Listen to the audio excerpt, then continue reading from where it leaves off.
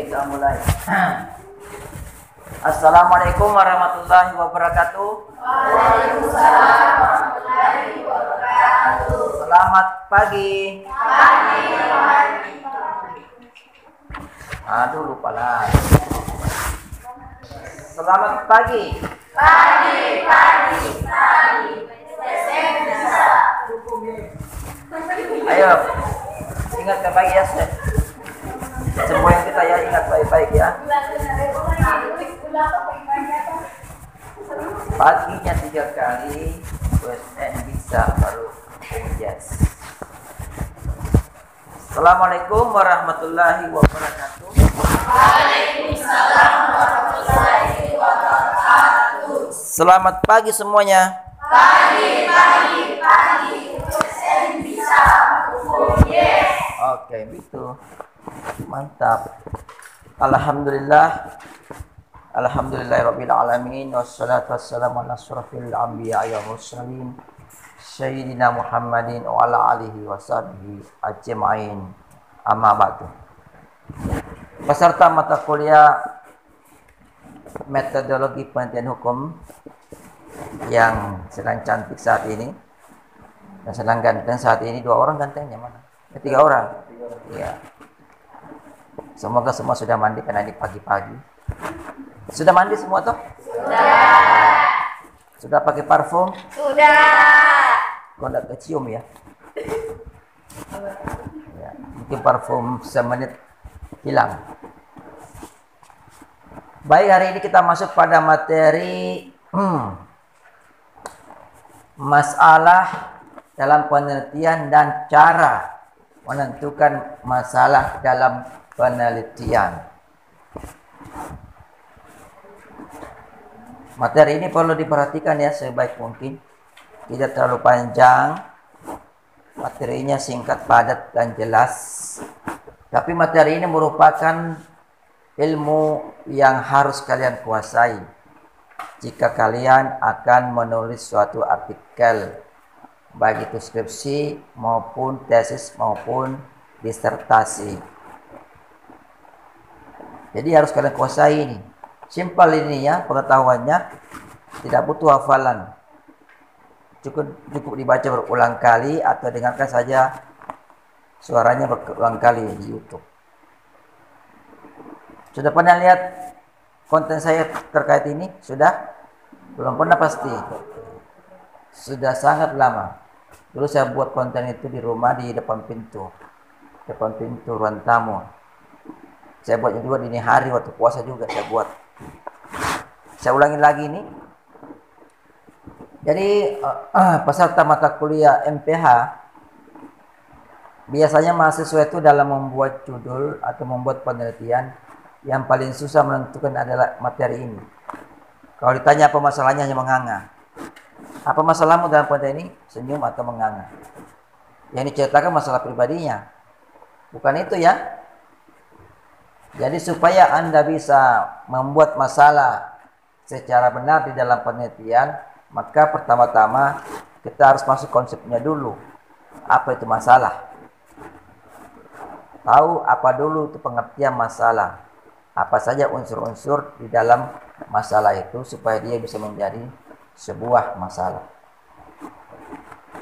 Itu jadi tidak susah lagi untuk menentukan masalah. Dan tidak susah lagi untuk membuat suatu masalah. Memang dalam penelitian itu kita memang disuruh mencari masalah. Ya. Kalau tidak dapat masalah, buatlah masalah. Dicari lalu dibuat masalah. Memang kalian ini mahasiswa disuruh-suruh cari masalah memang. Selalu diminta cari masalah di akhir kuliahnya. Karena kalau tidak ada masalah di dalam tulisan kalian, di tugas akhir kalian itu, kalian tidak bisa lulus. Ya. Karena tidak ada yang bisa diujikan kalau tidak ada masalah. Kalian diminta cari masalah, kemudian dimintai memberikan solusi. Itulah tujuan akhir dari kalian sebagai mahasiswa dan mahasiswi. Ya. Jadi cari masalah, kemudian tentukan masalahnya, kemudian berikan solusi. Apa solusi atau jalan keluar dari masalah itu. Karena setiap masalah perlu diberikan jalan keluar. Jangan cuma tahu ada masalahnya tetapi ditinggalkan. Ya, tidak mau memberikan solusi atau jalan keluar. Jadi itu tujuan akhir kalian nanti. Kalau kalian sudah mau menggelar sarjana hukum. Saya mau tanya-tanya dulu biar lebih gampang memahami apa itu masalah. Tanya-tanya dulu. Di sini siapa yang mau nilai A? Ada nggak sih yang mau nilai A di mata kuliah ini? Ada? Semuanya mau. Coba angkat tangannya. Siapa tahu ada tidak mau? Angkat tangan mau nilai A. Yang mau nilai A angkat tangannya. Oh, berarti sebagian saja, jadi tidak semua. Tidak sungguh-sungguh. Yang lain tidak sungguh-sungguh karena angkatnya cuma separuh. Berarti yang lainnya itu mungkin nilai C atau D. Nah, yang mau nilai A tadi, coba saya tunjuk. Siapa kok sudah mau? Rizal Didi? Rizal, kamu udah mau nilai A? Keinginanmu nilai A? Iya. Tapi kalau nanti di akhir kuliah pengumuman pas nilai E, bagimu itu masalah atau bukan? Suatu masalah. Suatu masalah. Memiliki nilai A itu keinginan atau bukan? Keinginan. Kemudian E itu hasil atau bukan? Itu. Jadi situ sudah ada masalah, berarti ada ketidaksesuaian ya antara keinginan dengan hasil. Hasil itu sama dengan apa? Hasil sama dengan fakta. Iya, jadi keinginan tidak sama dengan fakta. Kadang kita mau ini tapi faktanya itu. Kadang kita mau itu tapi faktanya ini. Seperti itu. Sama orang kalau kalian muda-mudi saling cinta mencintai, ya mungkin dalam kelas ini ada seperti itu. Anggaplah Rizal dengan siapa contoh ya. Siapa yang ini pakai masker ini? Saya lupa namanya. Ya. Siapa? Mardian. Tetangga saya Mardian laki-laki, makanya saya tanya. Namamu Mardian betul? Mardian atau Mardian? Mardian. Ya, anggaplah Rizal yang Mardian saling suka menyukai. Ya, keinginan mereka menjadi pasangan sejolis hidup semati. Tetapi begitu keluar dari USN yang tercinta ini, Mardian sudah jadi sarjana hukum, Rizal jadi sarjana hukum, sama-sama bekerja. Tiba-tiba orang tua Mardian maunya orang lain. Ya. Kawinlah Mardian dengan orang lain. Rizal ditinggalkan sendiri. Meranalah Rizal. Dalam bahasa hukumnya, ya, bagaikan kumbang bertepuk sebelah tangan. Ya. Hendak mencium mawar, tapi mawarnya sudah layu sebelum berkembang. Dipetik orang lain. Seperti itu misalnya. Itu harapan antara keinginannya Rizal, ya, dengan fakta. Keinginan itu harapan, ya. Antara harapan dengan faktanya tidak sejalan maksud saya. Tidak sesuai, berbeda. Maka itulah masalah. Nah, dalam penelitian juga yang dimaksud masalah juga seperti itu. Adanya harapan, adanya fakta, ya. Jadi ada dua hal yang tidak sama, harapan dan fakta. Ya. Harapannya seperti ini, tapi faktanya seperti itu. Tidak sinkron, tidak sesuai, tidak sejalan, berpisah, bertolak belakang. Ya, seperti itu masalah. Nah, jadi kalau kalian membuat penelitian, maka langkah pertama itu dalam penelitian supaya bagus, cari dulu masalahnya. Kalau tidak bisa mencari masalah, minimal bisa membuat masalah. Karena masalah kadang datang itu seperti apa kita lihat, ya. Oh, itu masalah. Tapi kalau kita mau lebih buat saja masalah. Buat masalah kemudian sama, cocokkan dengan di lapangan, betul tidak itu ada masalah. Jadi ada harapan, ada fakta. Harapannya lain dengan faktanya. Kalau dalam bahasa ilmiah ada gap. Bahasa Inggris ada gap. Gap itu pertentangan, ketidaksesuaian, perbedaan. Jadi dalam hal ini maka masalah bisa diartikan sebagai adanya apa? Adanya perbedaan atau adanya ketidaksesuaian antara harapan dan fakta atau kenyataan. Harapan dan kenyataan berbeda, tidak sama. Seperti itu. Nah, di dalam penelitian kita orang hukum yang masuk hukum ini kalau meneliti, ya karena kita masuk hukum maka harapan itu berangkat dari suatu peraturan perundang-undangan. Karena isi atau substansi dari suatu peraturan perundang-undangan itu pada intinya adalah harapan. Harapan semua orang, keinginan semua orang. Klausul-klausul di dalam pasal yang terdapat dalam undang-undang itu adalah harapan, keinginan. Ya. Belum tentu terwujud. Paham sini ya? Itu adalah keinginan. Jadi kalau kalian mencari harapan dalam penelitian hukum, maka tengok dulu undang-undangnya. Jadi minimal kalian harus paham dulu beberapa undang-undang. Tidak usah satu utuh undang-undang dipahami, tapi cari pasal yang kalian pahami. Baca pasalnya secara seksama, lalu pahami. Makanya di akhir ini supaya kalian tidak pusing, maka kalian diarahkan untuk mengambil peminatan. Karena kalau sudah peminatan sudah mempersempit. Supaya jangan pusing-pusing. Kalau di ujung kalian sudah sempit sasarannya, maka kalian tidak pusing lagi berpikir. Artinya apa? Kalian bisa mendalami itu saja. Misalnya, kalian di akhir meminat hukum jaminan. Peminatan hukum jaminan. Saya tidak mau bilang yang lain karena saya dosen hukum perdata. Jadi saya ambil yang perdata ya. Supaya jangan salah sasaran. Misalnya kalian meminati hukum jaminan, maka kalian pelajari hukum jaminan sebaik mungkin. Kuasai kalau perlu. Tapi memang harus dikuasai memang. Walaupun tidak semua ya, tidak mungkin semua kalian kuasai hukum jaminan dalam satu semester itu. Tapi dibaca berulang-ulang. Misalnya jaminan apa kalian mau kuasai? Ya, kalian ambil berapa peraturan tentang jaminan. Misalnya tentang jaminan fidusia. Kalian baca itu jaminan fidusia, ya. Undang-undang tentang jaminan fidusia, baca sampai habis dari pasal 1 sampai pasal terakhir. Baca. Sambil membaca kalian memperhatikan fakta. Jadi kalian melakukan observasi.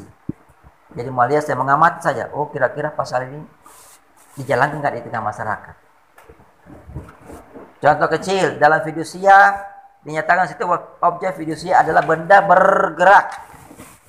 Ini harus kalian pahami. Kuasa dulu. Oh, memang fidusia itu adalah benda bergerak, fidusia. Jadi kalau orang menyatakan fidusia itu objeknya haruslah benda bergerak, yang benda tetap. Harus benda yang bergerak seperti kendaraan.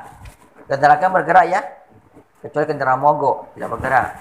Tapi tetap jenanya benda bergerak walaupun mogok ya. Kendaraan ya. Dan sebagainya. Itu benda bergerak. Nah, kalian lihat, oh, objek fidusia adalah benda bergerak. Tetapi di dalam kenyataan kalian menemukan suatu peristiwa di mana antara si A dan si B melakukan perjanjian utang-piutang di mana jaminannya adalah fidusia. Mereka secara terus membuat jaminan fidusia. Tapi yang diperjanjikan, yang jadikan objek perjanjian fidusia bukanlah benda bergerak, tapi tanah. Nah, itu kalian ambil. Berarti ada perbedaan antara bunyi teks dalam peraturan perundang-undangan dengan apa? Dengan implementasi di lapangan. Berarti sudah ada harapan itu ada undang-undang, kemudian faktanya beda. Undang-undang menyatakan bahwa objek dari fidusia adalah benda bergerak, tapi kok si A dan si B melakukan perjanjian fidusia, tetapi bukan kendaraan tapi tanah misalnya. Seperti itu. Ya. Itu harapan, itu masalah namanya. Berarti ada perbedaan, ada gap antara isi undang-undang dengan fakta di lapangan. Yang lainnya untuk mencari harapan. Harapan tidak hanya ditemukan di dalam undang-undang, tapi juga ditemukan di dalam asas-asas hukum. Ya, kalau kalian bertumpu pada asas-asas hukum, berarti Anda ingin membenturkan asas itu dengan peraturan perundang-undangan.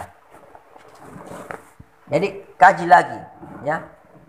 Ambil satu asas misalnya asas keadilan kalian artikan, ya. artikan, cari referensi yang menjelaskan tentang apa itu keadilan, kemudian kalian ambil definisi operasionalnya. Kalian simpulkan itu definisi operasional. Kemudian baca beberapa undang-undang, adakah dalam pasal-pasal itu yang tidak mencerminkan pengertian dari keadilan itu? Kalau ada, itu bisa menjadi judul. Tapi ini tingkat tinggi. Tidak saya sarankan kalian S1 ambilan seperti ini.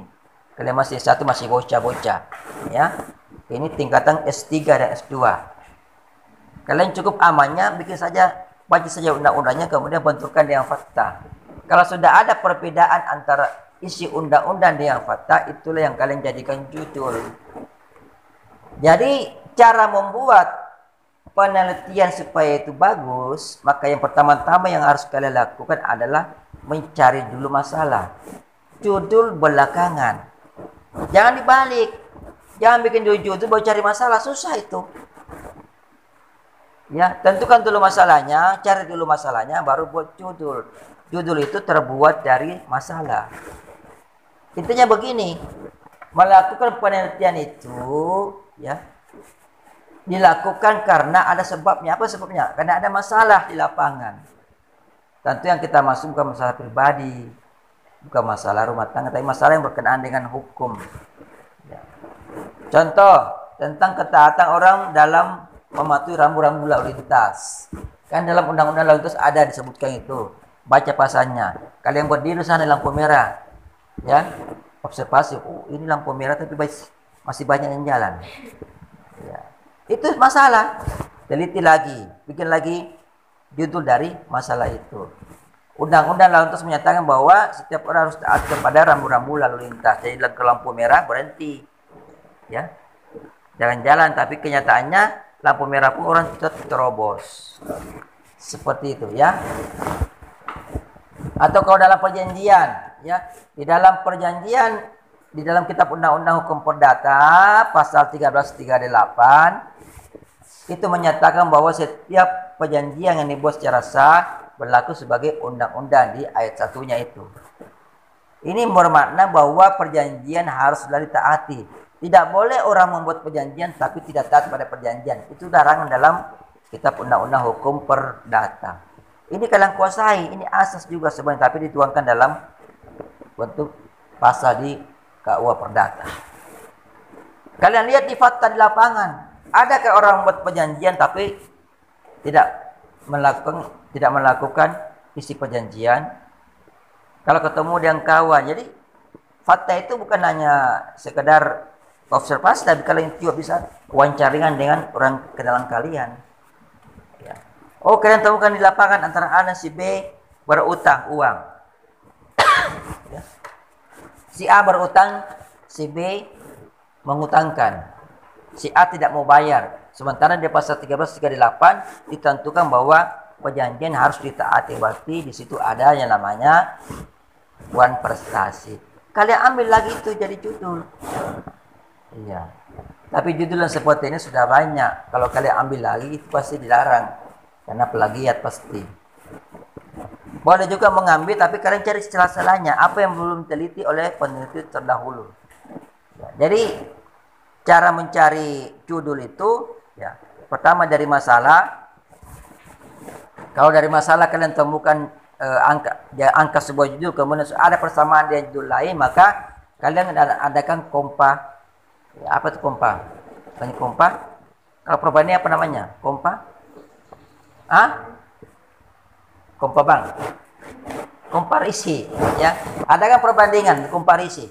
Jadi kalian ambil beberapa judul yang sama, kemudian beberapa judul yang sama itu kalian baca apa hasil dari penelitian mereka. Itu. Lalu kalian cari masuk di sela-sela yang belum mereka jadikan solusi. Masuk di sela-sela penelitiannya, buat judul itu. Bisa juga seperti itu, ya. Karena ya terus terang untuk membuat judul itu bukan hal yang mudah. Banyak kesamaan. Biasa ada masalah kita temukan, tapi ternyata masalah itu sudah diteliti orang lain. Orang lain sudah melakukan penelitian terhadap masalah yang kita temukan itu. Ada pertanyaan? Ada? Jangan tanya jam berapa kita buka puasa, karena masih pagi. Saya juga tidak ingat kalau saya puasa. Ada pertanyaan lain? Tidak ada? Saya minta ini minggu depannya ini yang duduk sebelah sini pindah lagi ke sana. Gantian biar bisa terekspos oleh kamera saya. Kalian rugi kalau setiap minggu ada pertemuan tapi selalu terekspos dari jarak jauh. Kurang nampak wajahnya. Ya. Nanti tidak bisa menjadi kenang-kenangan pula buat anak-anak kalian nanti. Inilah bagusnya kuliah di mata kuliah saya. Ada bukti bahwa kalian pernah jadi mahasiswa. Ada bukti, ada jejak digitalnya. Selama energi masih ada, ini tetap juga masih akan ada. Selama YouTube masih bangun, masih ada, ini tetap ada.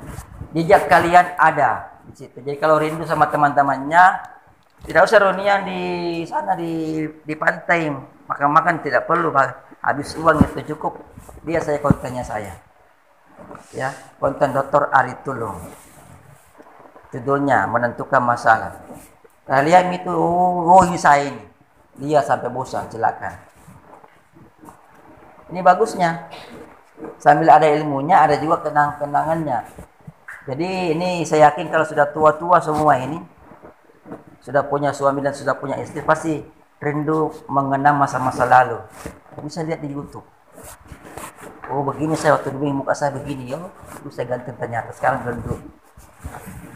Pasti begitu, ya. Atau dulu saya gendut, sekarang saya kurus langsing. Ini yang sekarang masih ayu-ayu ini nanti kalau sudah punya suami ini sudah beda tampilan. Iya. Sudah beda tampilan pasti yang beda tampilan, pasti banyak yang beda tampilan. Karena pengalaman saya kalau ketemu mahasiswa saya di luar, kalau saya singgah di warung bakso, mereka duluan berdiri langsung bayarkan saya, tanya, Pak, siapa ya? Saya mahasiswanya Bapak. Oh, dalam hati Allah, jauh beda sama dulu. Kalau dulu masih bisa di secara share, kalau sekarang waktu gembok gitu. Bedanya, bahkan biasanya lebih tua daripada saya mukanya. Mungkin karena saya tiap hari ketemu sama kalian, ya. Sehingga saya ikut awet muda. Kalau mereka mungkin tidak pernah ketemu sama jiwa muda sehingga makin hari makin tua. Itu lain aja dosen. Walaupun kecil penghasilannya tapi setiap hari ketemu sama daun-daun muda. Ya. Daun jambu, ya. Daun pepaya. Daun muda. Jadi kita senang-senang terus. Kecuali mahasiswanya menjengkelkan. Dosen sudah masuk, dia masih luar selfie. Ya, tapi itu ya. Itulah lika-liku kehidupan. Ada pertanyaan? Tidak ada, ayo bertanya. Pertanyaan angkat tangan baru berdiri. Supaya langsung disutin sama kamera ini. Silakan terkait dengan masalah ini, silakan tanyakan, silakan. Oh, silakan. Nama? Iya, berdiri saja, berdiri, biar agar lebih jelas siapa yang bertanya, silakan. Pegang ini, kasih di mulut. Assalamualaikum warahmatullahi wabarakatuh. Sebelumnya terima kasih Pak atas kesempatan yang diberikan kepada saya. Yang menjadi pertanyaan saya di sini sebagai seorang mahasiswa, saya ingin bertanya, selama ini Pak, apa sih tantangan terbesarnya itu atau hambatan terbesarnya itu seorang mahasiswa dalam meneliti begitu Pak? Terima kasih. Ada yang lain? Atau ada yang mau memberikan kontribusi jawaban? Silakan. Dia bertanya apa sih tantangan terbesar bagi mahasiswa selama ini yang melakukan penelitian. Ayo, mungkin kalian punya pengalaman. Mungkin senior pernah cerita. Ini bisa dijadikan sebagai bahan referensi untuk memacu adrenalin kalian dalam melakukan penelitian. Sekarang kan sudah semester 8 toh? Nah, anggaplah 8. Biar kalian bisa meneliti. Sudah ada sini yang meneliti, yang menulis? Sudah ada? Sudah? Bagus. Sudah masukkan proposal? Minat apa perdata pidana HTN? Perdata. Judulnya? Perlindungan hukum terhadap lembaga pembiayaan kredibilitas prestasi yang dilakukan oleh nasabah. Banyak sekali. Ya. Intinya perlindungan hukum, apa lagi perlindungan hukum? Terhadap lembaga pembiayaan, premi plus atas tindakan prestasi. Oh siap, paham. Jadi intinya dia meneliti perlindungan hukum terhadap lembaga pembiayaan yang memberikan kredit ya. Iya. Bagus. Yang lain tidak mengikuti. Masukkan judul. Karena kamu sudah masukkan judul, kira-kira apa tantangan terbesar kamu dalam meneliti? Itu di tempat penelitian agak susah ambil datanya. Oh seperti itu. Iya, Pak. Nah itu jawaban pertama. Jadi tantangan terbesar mahasiswa dalam meneliti ketika melakukan penelitian dan ingin minta data itu susah. Susah mendapatkan data di tempatnya meneliti. Makanya ada trik sebenarnya. Kalau mau misalnya Anda di pembiayaan, triknya itu tidak perlu masuk di lembaga itu dan mengaku sebagai peneliti, sebagai mahasiswa yang melakukan penelitian. Tidak perlu. Pura-pura saja jadi calon konsumennya. Tanyakan apa yang akan kamu tanya di situ. Ini kan ceritanya pelindungan kan. Kamu teliti lembaganya. Masuk saja ke lembaga itu. Tanya, tapi jangan bilang saya ini mahasiswa meneliti. Tidak.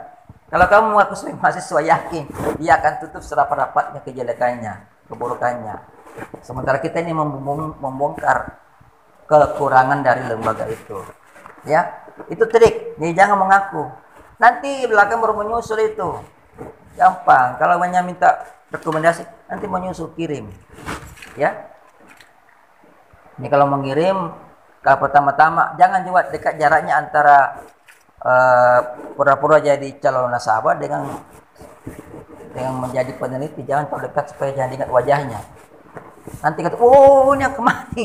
Oh ternyata kemarin itu. Iya. Seperti itu. Karena di dalam penelitian kalian, di dalam skripsi yang kalian buat itu tidak ditanya bagaimana cara mendapatkan data, tidak. Tidak ditanya apakah kamu bertanya langsung ke situ.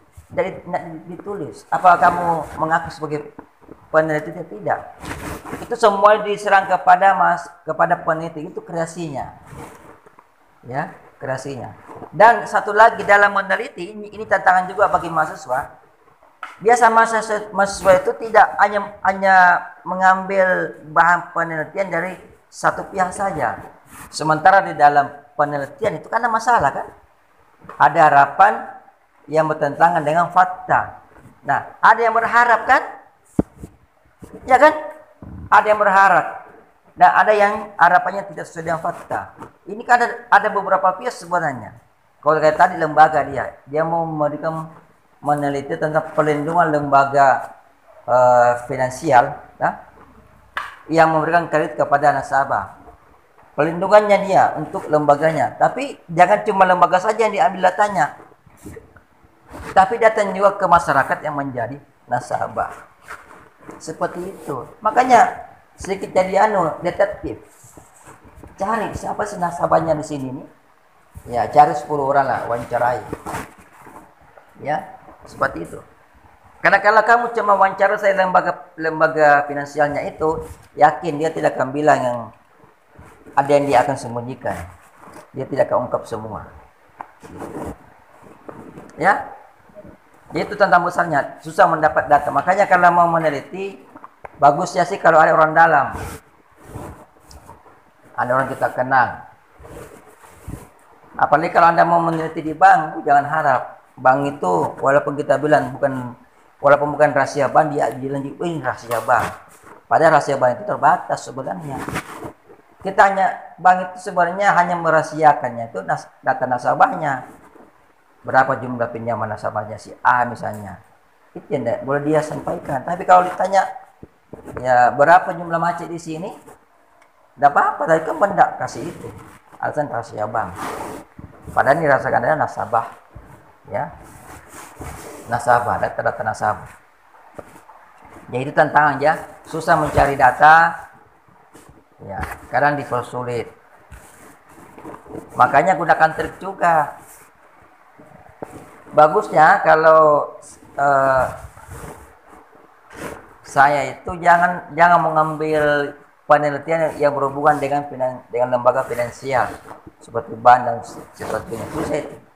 Tapi kalau mau juga boleh silakan. Tapi pakai tadi saya tadi ya, pura-pura jadi nasabah. Sama waktu saya dulu S3, saya meneliti tentang kecakapan bertindak. Jadi saya benturkan antara usia menabung, ya, karena dalam undang-undang itu kan usia menabung secara mandiri itu kan nanti dewasa baru menabung secara mandiri. Padahal harapan maunya saya itu anak-anak pun bisa menabung secara mandiri. Sampai sekarang itu anak-anak belum boleh menabung secara mandiri. Mengapa saya katakan demikian? Karena anak-anak kalau menabung masih minta izin dari orang tuanya. Rekeningnya dia masih terlink ke rekening orang tuanya. Ya, ada kalian kenal tabungan junior ya. Itu masih terlindung tabungan, belum mandiri. Ya. Nah, saya maunya mandiri. Jadi dari anak SD sudah mandiri. Karena saya dulu pernah begitu di zaman saya SMP itu, saya itu mandiri. Saya cuma bawa saya kartu OSIS sudah ada buku rekening. Tapi sekarang kenapa berubah? Jadi masuk bertanya di bank. Saya tidak mau bilang saya mau mendaftarkan diri untuk anak tidak. Tapi hanya tanya-tanya saja. Bagaimana kalau anak mau? Dapat informasi ternyata betul. Banyak sekali. Intinya tidak boleh mandiri. Padahal menabung mandiri itu hal yang sangat positif, hal yang sangat baik. Sama kalau di bank itu, barangkali ini belum ada yang ambil ini. Kecakapan bertindak seorang istri dalam membuka buku rekening di bank. Itu tidak ada itu kecakapan bertindaknya. Coba kalian ke bank BNI. Ya. Kalian bikin tabungan lalu mengaku sebagai ibu rumah tangga. Apa pasti jawabannya? Bang, minta izin dulu Bu dari suaminya. Dibuatkan format pernyataan bahwa suami mengizinkan. Padahal ketentuan itu sudah dihapus sebenarnya. Dengan SEMA nomor 3 tahun 63. Dihapus. Dulu iya memang setiap kali perempuan berdasarkan pasal 1330 KUH Perdata di situ diterangkan golongan-golongan tidak cakap melakukan perbuatan golongan-golongan tidak cakap melakukan perjanjian. Satu, di antaranya adalah perempuan-perempuan sudah menikah. Nah, dia tidak cakap melakukan perbuatan hukum dalam tiap perjanjian itu, maka setiap kali dia melakukan perjanjian dia harus izin dulu sama suaminya. Berarti dia di bawah pengampuan dong. Ketentuan itu sudah dihapus dengan SEMA. Surat edaran Mahkamah Agung nomor 3 tahun 1963. Sehingga dan bukan cuma saya menghapus, undang-undang perkawinan juga menghapus yang menyatakan bahwa mempelai laki-laki dan perempuan bersamaan hak dan kewajibannya, seimbang hak dan kewajiban dalam kehidupan bermasyarakat. Kata seimbang hak dan kewajibannya dalam kehidupan bermasyarakat berarti tidak ada lagi yang tidak cakap, semua sudah cakap. Kan sudah kawin, orang yang sudah kawin sudah cakap, ya. Karena kawin itu adalah perbuatan hukum, tapi kawin resmi ya, misal kawin sungguhan, ya. Sudah cakap. Tapi di bank sampai saat ini saya pernah enggak ada tuh yang tengah tes, tapi saya bawa istri saya untuk menabung bukan rekening. Ketika istri saya menabung dia maju, jadi CS-nya kita yang pekerjaan ibu rumah tangga langsung saya dipanggil. Langsung dikeluarkan format pernyataan memberikan izin kepada istri untuk buka rekening. Saya tolak. Saya bilang mohon maaf, istri saya ini orang mandiri. Ya, tidak perlu izin saya lagi. Dia sudah cakap. Kata bang, begini Pak, aturnya kami saya dan tidak bisa. Ini punya uang sendiri. Dalam arti memang punya sendiri. Ya. Kalau kita berkeluarga itu uang istri adalah uang suami adalah uang istri. Uang istri bukan uang suami. Dalam pengertian dan cara. Ada tidak enaknya. Sudah mandiri. Kalau bunyi gaji langsung masuk ke rekeningnya. Ya. Atau dia sudah punya usaha sendiri di rumah, di warung. Ya. Setelah ini sudah ada warungnya ini. Orang mandirinya dia sendiri yang bikin, dia yang jaga dan kelola. Saya tidak membantu kelola, dia cuma kelola. Barulah diizinkan membuka tabungan mandiri. Karena kalau itu dibiarkan kasihan, nanti terus-terusan kayak begitu, ya. Pada sih kalau mau buka tabungan minta izin dulu sama suami dulu. Kalau suami lagi marah-marah, tidak jadilah. Ya. Masa uang disimpan di bawah bantal? Ya. Rumah tangga itu kan mau disimpan oleh istri. Ada juga suami menyimpan, ya. Ada juga sih sebagian, tapi kebanyakan istri yang menyimpan semua uangnya. Itu. Makanya nih perempuan-perempuan di sini yang sudah selesai kuliah cepatnya kawin. Kawin sama orang kaya. Supaya kalian jadi kaya. Iya. Gitu. Tapi jangan kawin sama toba laki. Apa namanya? Kalau semua laki-laki yang apa namanya? Apa istilahnya sini? Apa? Ah? Masa itu bukan bahasa sini. Apa? Kalau semua laki yang ngambil uangnya aja, laki-laki yang ke pasar beli ikan, beli gula, beli apa? Apa? Tumbak laki apa? Iya. Bukan bencong. Kalau bencong itu tidak bisa beristri. Iya. Mau beli gula, suami akan keluar uang. Semuanya suami semua simpan uang. Iya. Bukannya perhitungan, apa ya? Keuangan dikelola oleh suami. Mau beli baju, suaminya kasih uang. Beli ikan, suaminya. Beli apa sayur, beli gula, beli teh. Itu. Jadi kalau selesai kuliah cepat-cepatlah kawin, jangan terlalu lama kawin. Saya ini dosen perdata yang selalu menasihati mahasiswa supaya cepat kawin. Enak tuh cepat kawin. Yang mau kayak orang bule, orang barat, sudah belang-belang kulitnya belum kawin, ya. Nanti duitnya hilang. Lama-lama nanti mengurangi penduduk. Tapi kita sudah punya penduduk banyak sekali nih. Lebih banyak. Ada pertanyaan lain? Tadi apa hambatan terbesarnya? Itu mendapatkan data. Kemudian hambatan itu hambatan eksternal. Ada hambatan internal. Apa hambatan internal mahasiswa dalam melakukan penelitian? Hambatan internalnya itu tidak menguasai teritori penelitian. Jadi dari sini, dari dalam dirinya tidak menguasai teritori penelitian. Diajari konsep ini konsep apa lagi? Konsep masalah dia tidak terapkan. Diajari cara membuat masalah dia tidak terapkan. Karena dia tidak kuasai. Dia bikinkan YouTube tentang itu tidak pernah dilihat-lihat, ya. Kalau masuk berandanya Dr. Aritudung pengertian masalah, skip lewat lalu. Apa ini? Apa ini? Ya begitu masuk di YouTube-nya apa? Video-video singkat. Ya orang ketawa-ketawa joget-joget tonton sampai habis, sampai datanya. Kasihan ini mahasiswa sekarang begini ya. Kalau ini harusnya berbangga karena sudah ada YouTube. Di zaman saya, YouTube itu hal yang sangat sangat mahal. Di zaman saya, kalau kita mau YouTube harus masuk di internet. Itu kita harus hafal dulu cara-caranya. Tidak begitu buka laptop langsung muncul YouTube. Sekarang ada aplikasinya. Tinggal klik aplikasi, muncullah gambarnya, videonya. Dulu kita cari lagi. Kita masuk di Google dulu. Kita masuk Google juga pakai juga. Ketik google.com enter. Sudah itu masuk lagi. youtube.com enter. Tapi zaman saya mulai YouTube. Ya. Ya ada video-video biasa, bukan YouTube namanya. Jadi kalau kita mau cari video-video kita tulis judulnya. Yang dulu zaman saya tuh paling sering cari itu judul aneh-aneh, ya. Judul aneh-aneh dulu itu. Kita ketik nonton film di YouTube, ketik sembarang sekarang judulnya. Film panas masa kini, muncullah. Oh, itu pun bertele-tele. Sekarang enak kali YouTube ada di HP, asalkan HP-nya mengikuti perkembangan zaman. Jangan pakai HP yang sudah tidak sesuai dengan aplikasi. Itulah.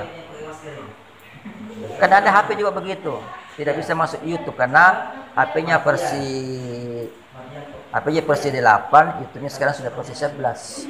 Dia tidak kena. Tapi jangan juga ganti HP tiap bulan, tak liwat-liwat itu. Ganti HP lah sekali 5 tahun.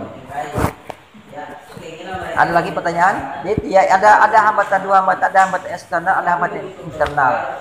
Ya, hambatan internal yang paling dominan itu, yang paling besar pengaruhnya. Tidak menguasai ilmu penelitian,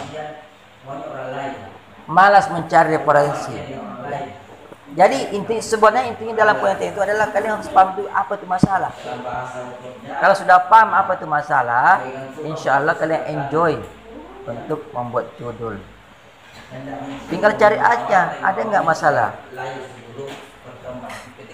Kemudian lagi hambatan berikutnya lah, ini kita sebagai orang sosial. Ilmu kita ini ilmu sosial.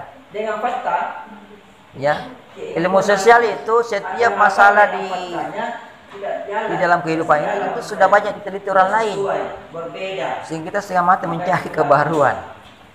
Banyak masalah tapi sudah diteliti orang lain. Kalau kita ambil lagi itu, kita dibilang plagiat, meniru. Nah, pasti akan seperti itu. Kalau kalian ambil masalah uang prestasi itu sudah banyak sekali itu, ya.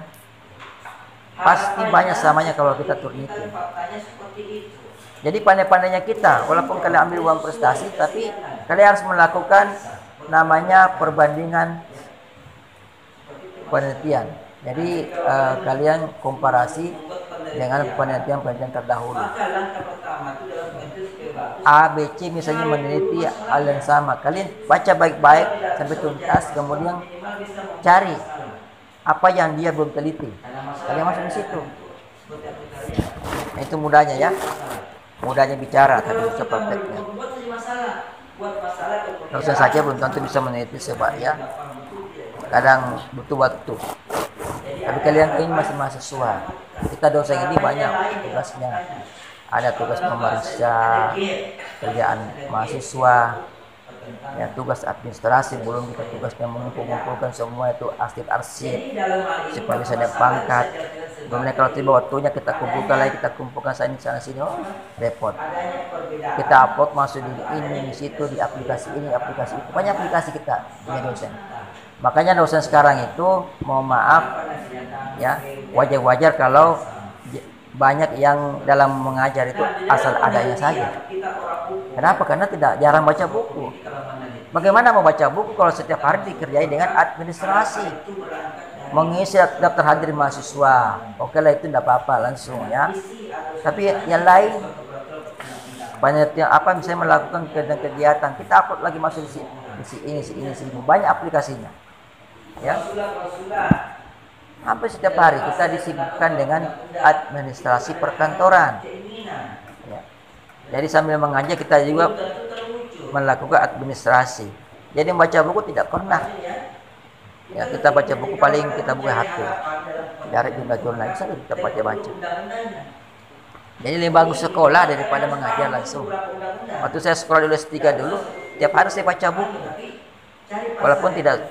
Walaupun dalam satu hari itu tidak tuntas buku, tapi kan bisa lanjut lagi.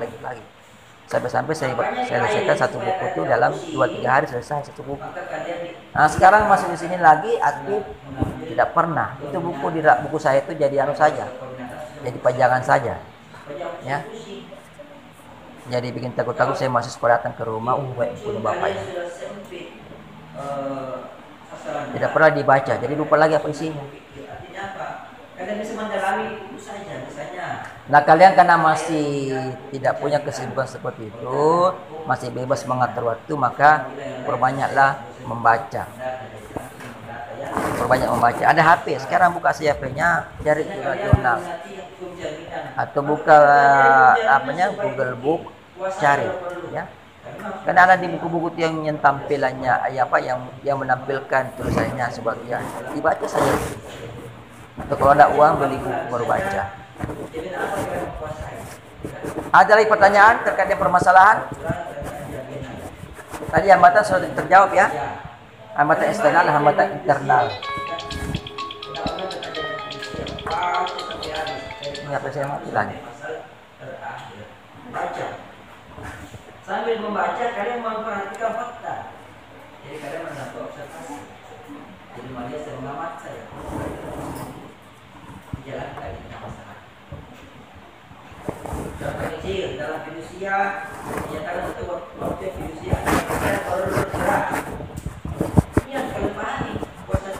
Tidak ada pertanyaan? Oke, selanjutnya kalau begitu ya. Jadi tadi pengertian sudah jelas ya. Masalah adalah adanya perbedaan antara harapan dan kenyataan. Harapan nama lainnya adalah dasolen. Jadi kalau kalian dengar kata dasolen maka itulah harapan. Nama lainnya saja itu. Istilah asingnya. Nah, kenyataan kita kenal dengan istilah dasein. Dasein. Sama tuh sama bacaan ya. Dasein. Jadi kalau kita mau ulangi, harapan adalah adanya perbedaan antara dasolen dan dasein. Dasolen dalam kurung harapan, dasein dalam kurung kenyataan. Fakta. Kemudian bagaimana caranya supaya dalam tulisan kita itu ada kalimat yang mengandung masalah. Jadi masalah itu dituangkan dalam bentuk kalimat ya. Bukan cuma dibilang masalah, tidak begitu, tapi kita tuangkan dalam bentuk bahasa dalam pengertian kita. Nah, di mana tempatnya dulu itu masalah? Tempatnya masalah itu ada di bagian paling akhir pada latar belakang masalah. Jadi jangan simpan di awal. Jadi kalimat masalah itu kalian simpan di 2 paragraf terakhir dari latar belakang masalah.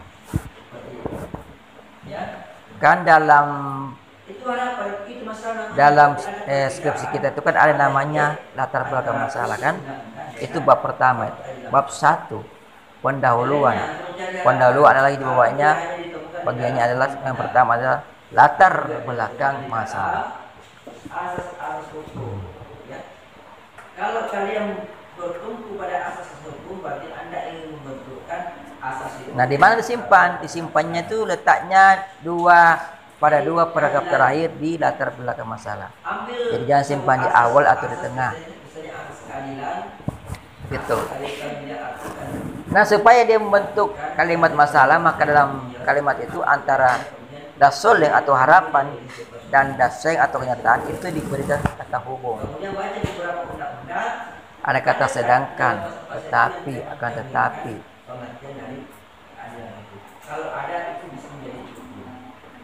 Bisa dipahami sini. Jadi kalian tulis dulu dasolennya, yaitu hukumnya, ya. Misalnya kalian menggunakan pasal berapa dalam undang-undang apa. Setelah itu kalian tambah kata sedangkan. Dalam kenyataannya, baru kalian tulis yang peristiwa sebenarnya. Dalam kenyataannya,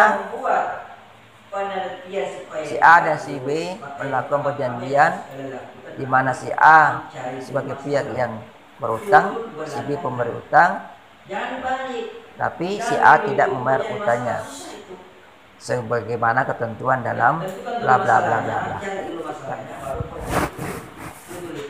Jadi menulis masalah itu jangan terlalu panjang, jangan buat 2 paragraf, cukup 1 paragraf saja. Dan paragraf yang baik itu adalah paragraf yang terdiri dari 5 baris. 5 baris. 5 baris sampai sebelum 10 baris. Jangan juga lebih dari 10 baris. Tidak cantik dilihat kalau 1 paragraf itu penuh 1 lembar. Tidak cantik, ya. Jadi tulisan bagus itu adalah tulisan yang dalam 1 lembarnya terdiri dari 3 atau 4 paragraf. Bagus itu. 3 sudah cukup, ya. Jangan 1 paragraf. Tidak elok dilihat kalau 1 paragraf saja. Begitu ibaratnya, jadi kalau kita dia begini, kalau begini, ya. Kan ada beberapa paragraf, kan paragrafnya masih begini, tak? Mulai begini, ya. Kemudian paragraf baru masuk lagi begini. Di begini, jadi body gitar. Jadi pembaca juga tertarik untuk membaca. Kalau lurus saya begini apa ini? Dan paragraf itu sebenarnya itu 1 paragraf itu mengandung ide. Nah, jadi biasakan itu menentukan ide dalam suatu kalimat. Kita tidak bisa lepas dari bahasa Indonesia, dari kaidah bahasa Indonesia dalam membuat paragraf. Ketika Anda menulis Jangan isinya basa-basi semua. Ya. Dan satu paragraf itu harus ada idenya. Ada pertanyaan? Memang gampang bicara ya. Kalau sudah bikin susah. Ada pertanyaan? Nah, tadi saya itu sudah saya terangkan cara membuat masalah itu. Jadi masalah itu dituangkan dalam bentuk kalimat. Jangan tulis masalah saja kalimatnya. Nah, caranya itu membuat supaya dia menjadi kalimat yang mengandung masalah, maka kita uraikan dulu dasolenya. Dasolenya bisa dalam bentuk asas atau bisa dalam bentuk peraturan perundang-undangan. Setelah itu baru kita kasih kata sedangkan penghubung. Sedangkan dalam kenyataannya bla bla bla bla bla. Maka itu sudah menjadi masalah. Jadi cara mencari clue itu pertama dari masalah. Bisa dipahami? Dari masalah yang temukan angka sebuah itu ada persamaan. Jam berapa sekarang? Kalian adakan Kita keluar jam berapa? Hah? Berarti sudah lewat. Oh, lewat 20 menit. Oke, satu yang ambil jamnya dosen lain ya. Dengan berakhirnya tadi, maka berakhir segala rangkaian kegiatan kita pada hari ini. Sebelum saya nyatakan berakhir, lagi-lagi saya mau kasih tugas. Tugasnya adalah jelaskan secara singkat pengertian masalah di dalam penelitian.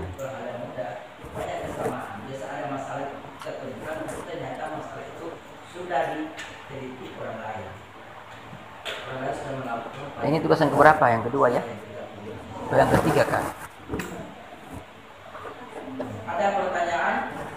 Seperti biasa, tugasnya di-upload ke YouTube pribadi kalian.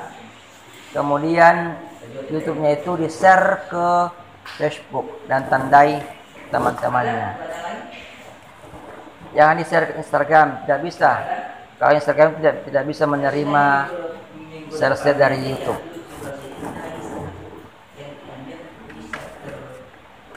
Ya, begitu ya. Di-share ke Facebook-nya dan tandai teman-teman saya di Facebook. Itu dosen kalian. Pasti masuk juga di saya itu. Ada pertanyaan sebelum saya tutup? Pas 26. Saya kuliah di mata kuliah saya. Sudah sebenarnya semuanya. Kalian pernah Tahu jadi pas. mahasiswa? Pas ya? Ada bukti, Ada pertanyaan? Betul ini. Sebelum saya tutup. Oke, selamat pagi.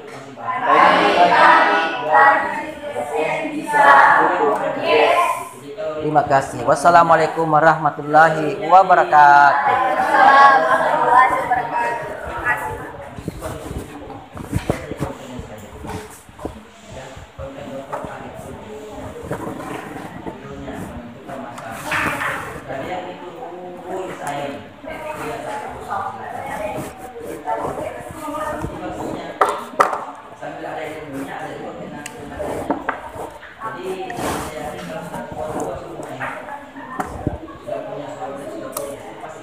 Jadi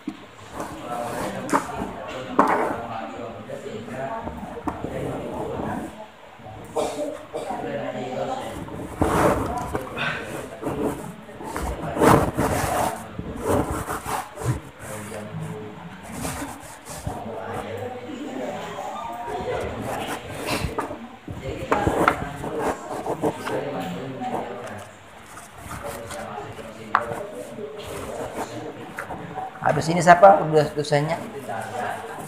Pak Wawi. Ada yang minta mungkin nih. Ada pertanyaan? Tidak ada. Kita kuliah apa Pak Wawi? Pertanyaan tangan Hukum dan HAM. Sudah hubungi Ji? Keting? Sudah hubungi Pak Wawi? Oh silakan. Nama. Sudah. Dia balas Ji? Iya. Terus itu duluan ya, coba silakan. Agar lebih jelas siapa yang bertanya silakan.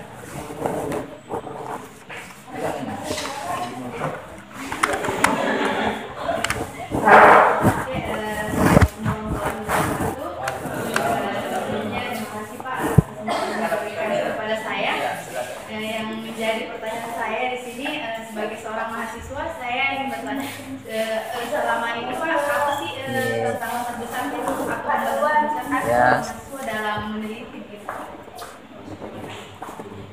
Ada yang lain? Atau ada yang mau memberikan kontribusi jawaban? Silakan. Dia bertanya apa sih tantangan terbesar bagi mahasiswa selama ini yang melakukan penelitian? Ayo mungkin punya pengalaman. Mungkin yang sudah pernah cerita. Ini bisa dijadikan sebagai referensi untuk memacu adrenalin kalian dalam melakukan penelitian. Sekarang sudah semester 8 tuh.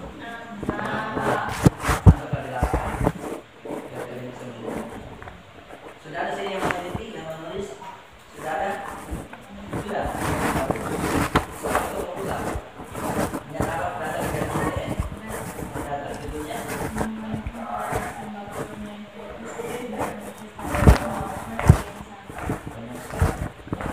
Ini perlindungan hukum. Apa lagi? Perlindungan hukum.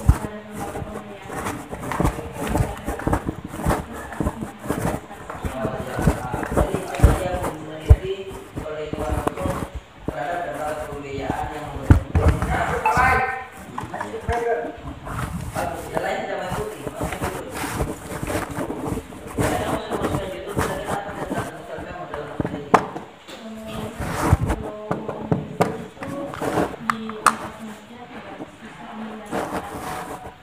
Seperti itu. Nah itu jawaban pertama. Ya tantangan terbesar mahasiswa dalam meneliti ketika melakukan penelitian dan ingin data susah mendapatkan data di tempat yang meneliti. Makanya ada trik sebenarnya selama misalnya anda di pembiayaan kan? Triknya itu tidak perlu masuk di lembaga itu dan mengaku sebagai peneliti sebagai mahasiswa yang melakukan penelitian. Tidak perlu pura-pura saja calon dokumennya. Hanya dalam penelitian akun itu ceritanya perlindungan kan? Kamu meneliti lembaganya. Maksudnya kalau lembaga itu tanya tapi jangan bilang saya ini mahasiswa mau tidak. Kalau kamu mengaku mahasiswa yakin dia akan itu setelah rapat penyelidikannya, keburukannya. Sementara kita ini membuka kekurangan dari lembaga itu. Ya, itu trik. Dia jangan mengaku. Nanti belakang baru menyusul itu. Gampang. Kalau banyak minta rekomendasi, nanti menyusul kirim. Ya. Jadi kalau mengirim, pertama-tama jangan juga dekat jaraknya antara pura-pura jadi calon nasabah dengan menjadi peneliti. Jangan dekat supaya jadi wajahnya. Nanti oh ini aku mati. Oh ternyata itu iya. Karena di dalam penelitian kalian, di dalam skripsi yang kalian buat itu tidak ditanya bagaimana cara melakukan data, tidak. Tidak ditanya apakah kamu bertanya skripsi, tidak ditulis. Apakah kamu mengaku sebagai peneliti, tidak. Itu semua diserang kepada peneliti itu kreasinya, ya kreasinya. Dan satu lagi dalam meneliti ini tantangan juga bagi mahasiswa. Biasa mahasiswa itu tidak hanya mengambil bahan penelitian dari satu pihak saja. Sementara di dalam penelitian ada masalah. Ada harapan yang bertentangan dengan fakta. Nah, ada yang berharap kan? Ya kan? Ada yang berharap dan ada yang harapannya tidak sesuai dengan fakta. ini kan ada beberapa case sebenarnya. Kalau dia tadi lembaga dia mau meneliti tentang perlindungan lembaga finansial, ya, yang memberikan kredit kepada nasabah. Perlindungannya dia itu lembaganya, tapi jangan cuma lembaga saja yang diambil datanya, tapi data yang dibuat ke masyarakat yang menjadi nasabah. Seperti itu. Makanya sedikit dari detektif. Nah, sampai nasabahnya di sini. Ya, cari 10 orang lah paling terakhir. Ya, seperti itu. Kadang-kadang kamu cuma wawancara saya lembaga finansialnya itu, yakin dia tidak akan bilang yang ada yang dia akan sembunyikan. Dia tidak akan ungkap semua. Ya, dia juga kambusannya susah mendapat data. Makanya kalau mau meneliti, bagusnya sih kalau ada orang dalam. Ada orang tidak kenal. Apalagi kalau Anda mau meneliti di bank, jangan harap bank itu walaupun kita bilang bukan rahasia bank, dia dilindungi rahasia bank. Padahal rahasia bank itu terbatas sebenarnya. Kita hanya bank sebenarnya hanya merahasiakannya itu data nasabahnya. Berapa jumlah pinjaman nasabahnya si A misalnya. Itu yang kalau dia sampaikan. Tapi kalau ditanya ya berapa jumlah macet di sini, dapat pada itu kan tidak kasih itu. Alasan rahasia bank. Padahal dirasakannya nasabah, ya, nasabah, kata nasabah. Jadi tentang ya susah mencari data, ya, kadang dipersulit. Makanya gunakan trik juga. Bagusnya kalau saya itu jangan mengambil penelitian yang berhubungan dengan lembaga finansial seperti bank. Dan kalau mau juga boleh silakan, tapi pakai tadi saya tadi ya, kalau jadi masalah. Sama waktu saya di S3 saya meneliti tentang kecakapan bertindak, jadi saya benturkan antara usia menabung, karena dalam undang-undang itu kan usia menabung secara mandiri itu kan nanti dewasa. Kalau menabung secara mandiri. Padahal harapan maunya saya itu anak-anakku bisa menabung secara mandiri. Sampai sekarang itu anak-anak belum menabung secara mandiri. Mengapa saya katakan demikian? Karena anak-anak kalau menabung masih minta izin dari orang tuanya. Rekeningnya dia masih terlink ke rekening orang tuanya. Ya, ada kelanjutan tabung dino, itu masih terlink tabung, belum mandiri. Nah, saya maunya mandiri. Jadi dari anak SD sudah mandiri. Karena saya dulu pernah begitu di zaman saya SMP itu, saya mandiri. Saya coba saya pakai OSIS sudah ada kode rekening. Tapi sekarang anak berubah. Jadi masuk bertanya di bank. Saya tidak mau bilang saya mau mendaftarkan diri untuk anak kita. Tapi tanya saja. Memang kalau anak mau, dapat informasi ternyata betul. Banyak sekali, intinya tidak boleh mandiri. Padahal menabung mandiri itu hal yang sangat positif, hal yang sangat baik. Sama kalau di bank itu di